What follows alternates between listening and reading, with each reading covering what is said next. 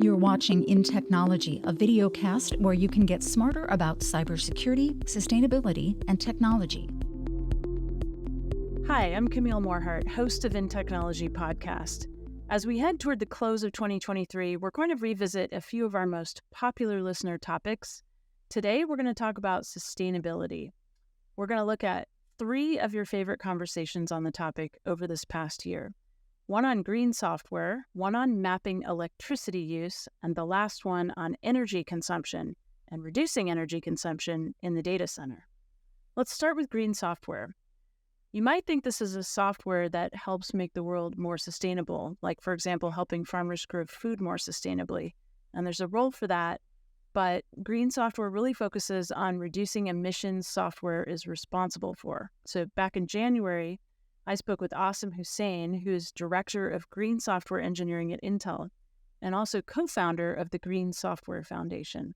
He said factoring in software emissions is a shift for many software developers, but it's an important one. So basically, like, software is a driver of emissions. So essentially what we say is there's 3 ways of making software greener. The first is energy efficiency. For me, this was actually quite a surprise. I've been in the software development space for 2 decades now, and I never really knew how it was made. What are the components of it? How is it bought and sold? How does it differ country by country? Which now I find kind of almost a ridiculous position to be in, because it's fundamental to everything that I do is the consumption of electricity. About 80% of all the world's electricity is still made through the burning of coal. I know we hear a lot about renewables and other sources, but most of the world burns coal. And in fact, they burn very dirty coal. We used to burn, much cleaner coal. And then about 20 years ago, people discovered that cleaner coal causes acid rain.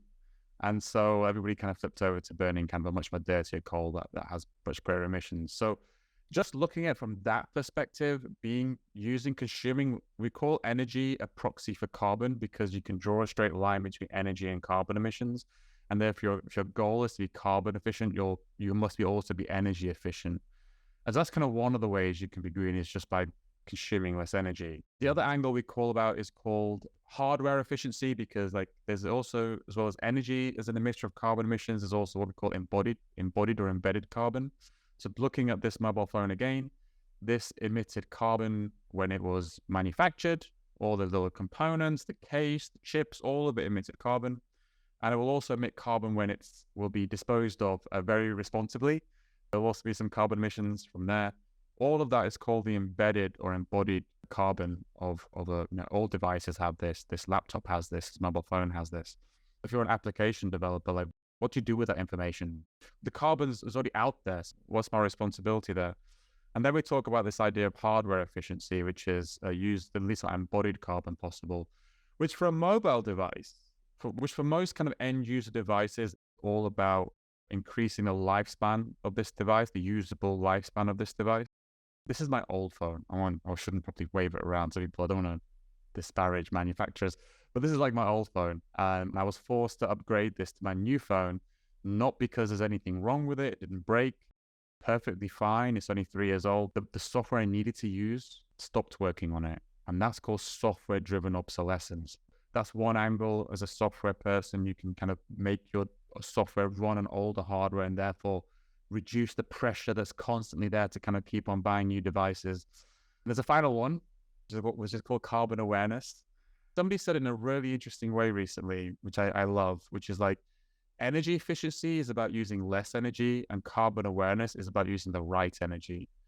So carbon awareness is about how do you build software, how do you create software that does more when the electricity is clean and less when the electricity is dirty. If you can build software which does more when electricity is coming from cleaner sources, and then when the wind stops blowing and the sun stops shining, can you make your software do less? And that's one way in which you can kind of reduce your carbon emissions. And actually, this is the way there's a huge amount of interest in carbon awareness right now. So one of the reasons people are really excited about it is it's actually one of the easiest ways for organizations to explore green software, because it's not, you have to change some things, but it's much more a decision about when and where you run things. rather than re-architecting an application, which is, quite, an involved process. That was Asim Hussain, Director of Green Software Engineering at Intel and co-founder of the Green Software Foundation.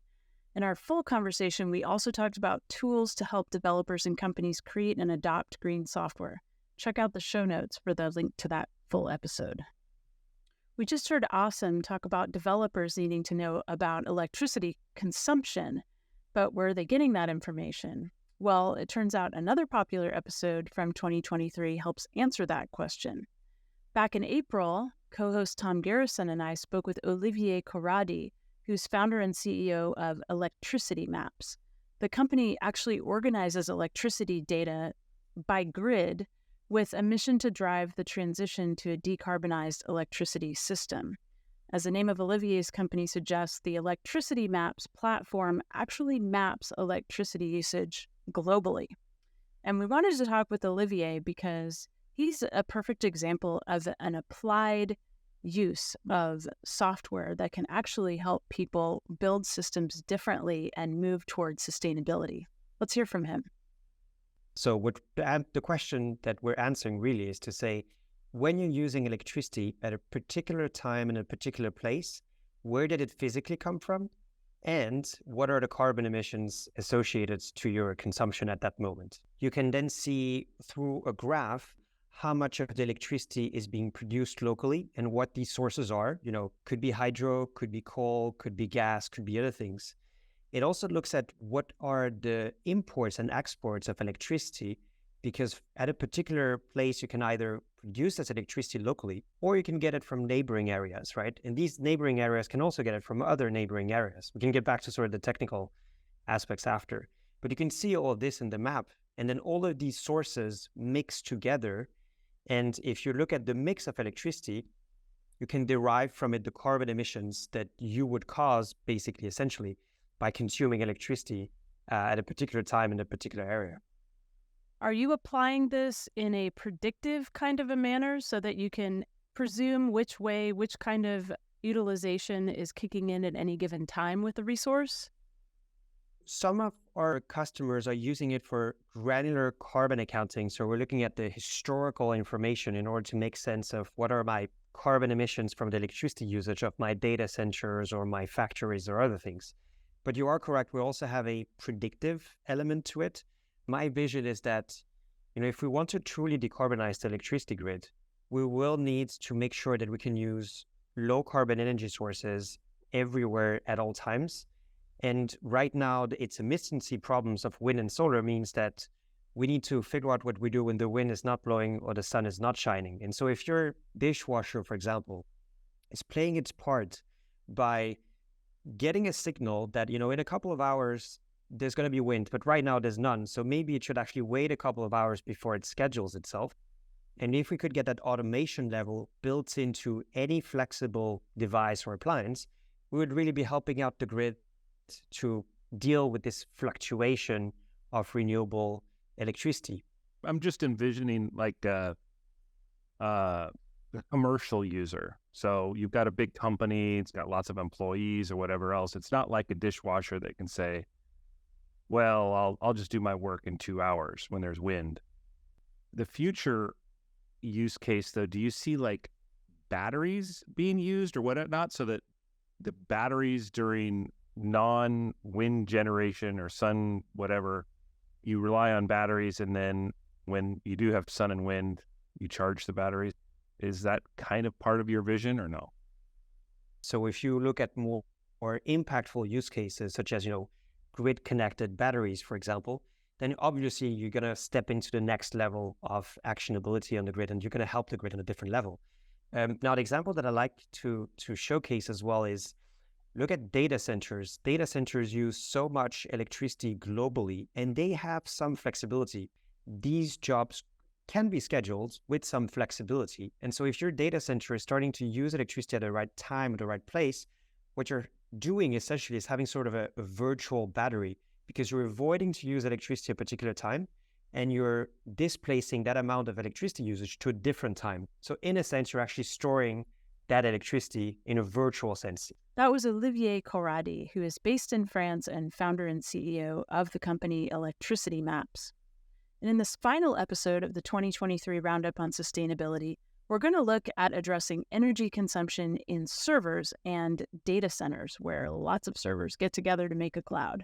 It makes sense there'd be a lot of listener interest in the topic. With the increase in cloud computing since the pandemic, there's been more in the news about how much electricity data centers consume to operate the cloud. But to add to that, the explosion of AI tools and data-intensive LLMs that have come about in 2023, those require a huge amount of data center processing power and a demand for more electricity along with it. 4% of the global electricity is being used by data centers today, and that's up from 1% from maybe 5 years ago. That was Lily Looi. She's an Intel fellow as well as chief power architect of Intel's Xeon product line. We spoke back in April about what's being done to reduce energy consumption in data centers.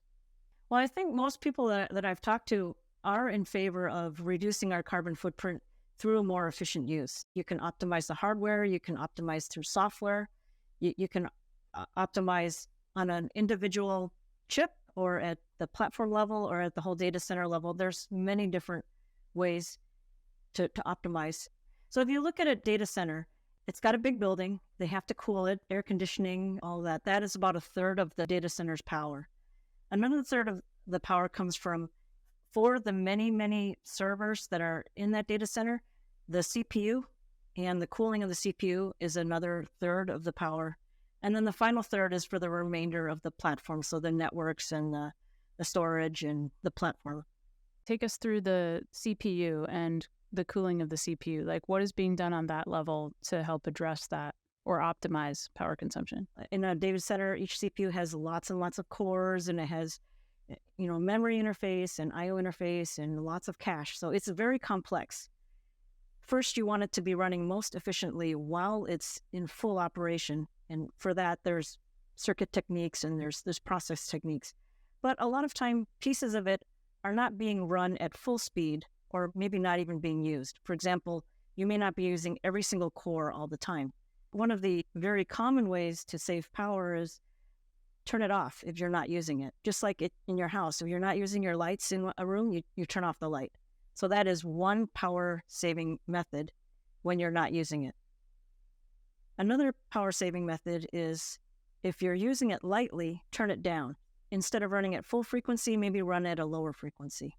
Of course, you have to be careful not to just turn things off and turn things down to the point where it takes a while to turn it back on. So it has to be weighed against whatever kind of performance impact there could be. And you want the intelligence to know when it's okay to turn it off and when it's not. So like you just left your room for a minute to go grab something and come back, you may want to leave the light on. And then cooling was another third. There's two pieces of cooling. One is the cooling of the CPU. That gets lumped into that third. And there are different types of cooling. And it's like you could use bigger, more efficient fans that would cool at a lower power. Or liquid cooling is starting to come out. Or even, the most extreme of immersion cooling. These are very efficient cooling methods for the CPU. And then cooling at the data center level, that would be air conditioning. And that would be having more efficient airflow in the room or energy efficient air conditioning. I have seen data centers where the airflow in the room is actually directed so that the cool air blows out through a vent. Well, a lot of the large data centers are located in physical geographic locations that have inexpensive renewable energy. You're still using the same amount of electricity, but it's green electricity. Even on that front, there's locating in a place where you can have green energy. It's still the same amount of electricity, but it's not the same carbon that you're putting in the air. Let's say it's solar. And then getting back to the topic of software orchestrating the data center and making more efficient, if software knows the time of day, then it will know that, the data centers in this time zone have the most sun right now, so I'll schedule more work over there.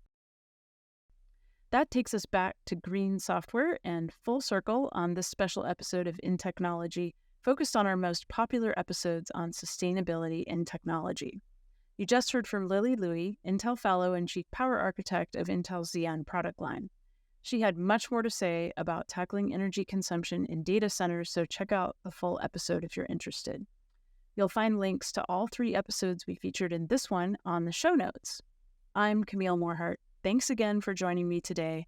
In the coming weeks, be on the lookout for more year-end roundup episodes. We'll be featuring your favorite InTechnology discussions on cybersecurity as well as artificial intelligence. Never miss an episode of InTechnology by following us here on YouTube or wherever you get your audio podcasts. The views and opinions expressed are those of the guests and author and do not necessarily reflect the official policy or position of Intel Corporation.